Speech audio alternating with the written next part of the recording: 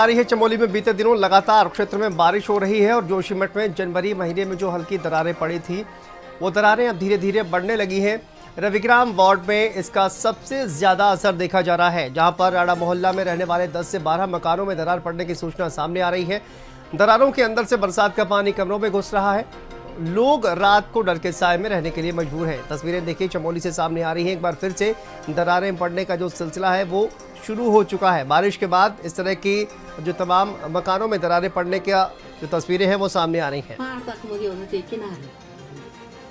इस बार जो जोशीमठ भूधसाव में हम लोगों के लिए सबसे बड़ी चुनौती ये बरसात ही है, क्योंकि बरसात के कारण कई घर जिनमें दरारें आ गई थी या कई क्षेत्र जो असुरक्षित हो गए थे, वहां पर हमारे द्वारा निरंतर निगरानी रखी जा रही है।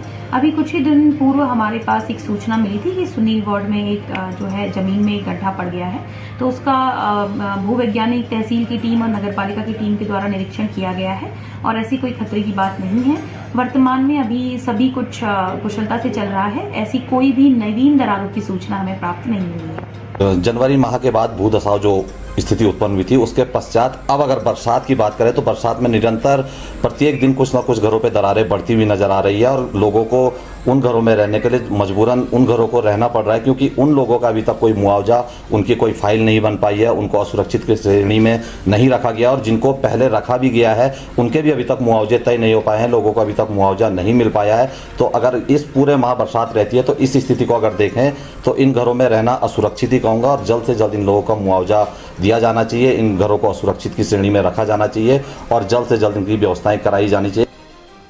गिरीश हमारे संवाददाता जुड़ गए हैं चमोली से। गिरीश, इस घटना को लेकर क्या जानकारी? जिस तरह की तस्वीरें सामने आ रही हैं, भारी बारिश के बाद एक बार फिर से तमाम जो घर हैं वहां पर दरारें पड़ने का जो सिलसिला है एक बार फिर से शुरू हो गया है। किस तरह के उपाय जो है वो किए जा रहे हैं वहां पर शासन प्रशासन के द्वारा? जी बिल्कुल, आपको मैं बताना चाहूंगा जो चमोली के जोशीमठ जो आवासीय मकानों के जो जनवरी की दरारें थी वो दरारें मोटी होने लगी है। वहीं आप जोशीमठ के रविग्राम जो राणा मोहल्ला है वहीं से 8 से 10 मकान है उनमें अब दरारें पड़ने लगे हैं, लोगों को चिंता सताने लगी है।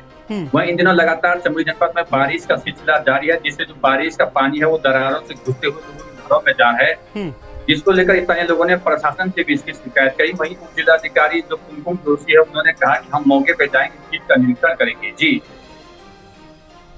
गिरीश, देखिए क्या कोई अधिकारी जो है इस वक्त पहुंचा हुआ है चमोली में वहां पर जिस तरह की स्थिति बनी हुई है उसका जायजा लेने के लिए, या तमाम जो लोग वहां पर डरे हुए हैं क्या उनको ढांढस बनाने के लिए पहुंचा हुआ है?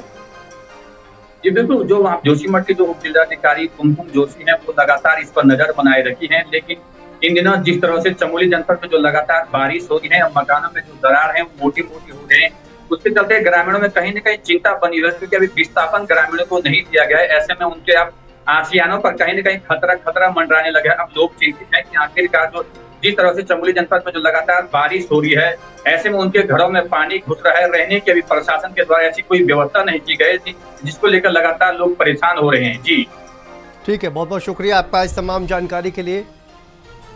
अगली खबर का रुख करते हैं। उत्तराखंड में धामी सरकार के मंत्रिमंडल विस्तार की चर्चा एक बार फिर से तेज हो गई है। मुख्यमंत्री पुष्कर सिंह धामी ने राज्यपाल लेफ्टिनेंट जनरल गुरमीत